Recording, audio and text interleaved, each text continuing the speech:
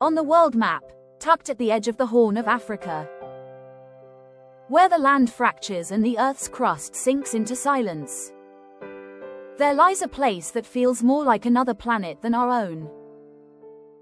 This is Djibouti, a country small in size, yet infinite in wonder. And within it, rests Lake Assal, a jewel of salt and fire. The lowest point on the African continent, and one of the most dreamlike landscapes on Earth. I stand at its edge, where white salt plains stretch like snowfields, and turquoise waters shimmer like liquid glass. It is the very floor of Africa, 155 meters below sea level, a sunken basin carved by the forces of the Earth itself. They call it a rift, the Afar triangle, where three great tectonic plates pull apart, opening the Earth like an old wound. To walk here is to walk on the scar of the planet, a place where continents drift and futures are born. But instead of emptiness, the basin filled with salt and water. Over thousands of years, the heat of the sun has turned Lake Assal into one of the saltiest bodies of water on Earth, nearly 10 times saltier than the sea. Nothing swims in its waters, no fish, no plants. It is lifeless, and yet, breathtakingly alive with color. From the ridges of the desert mountains, Lake Assal glows like a dream. By day, the waters turn a luminous green, edged by salt crystals that sparkle like diamonds. By evening, the horizon burns orange, and the lake becomes a mirror, reflecting both sky and soul.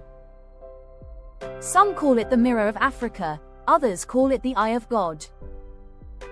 Standing here, you understand why. The land around it is just as strange. The Afar people, who have lived here for generations, know this land well.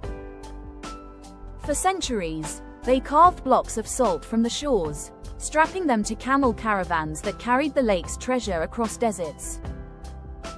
Salt was wealth, and Lake Assal was a mine of endless riches.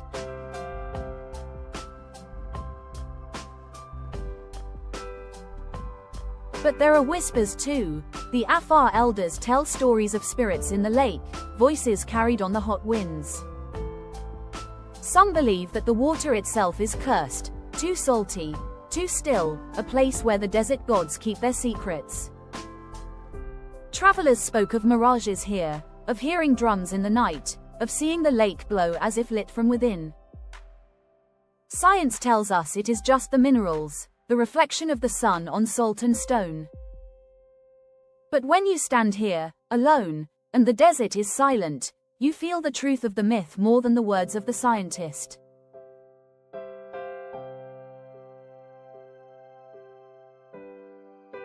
Lake Assal is not just a wonder, it is a threshold.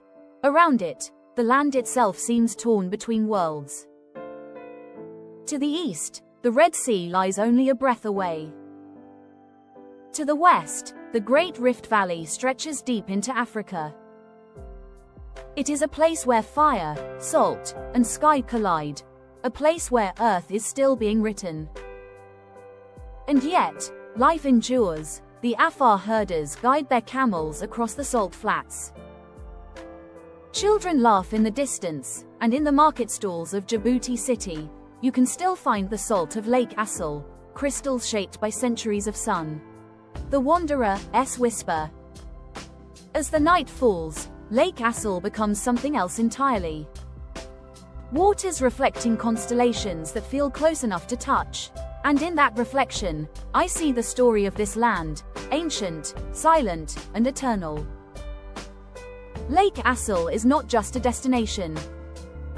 It is a reminder that our planet holds secrets still, places that feel like the dream of another world. Places that whisper to those who dare to wander. This is Djibouti, this is Lake Assal, and I am the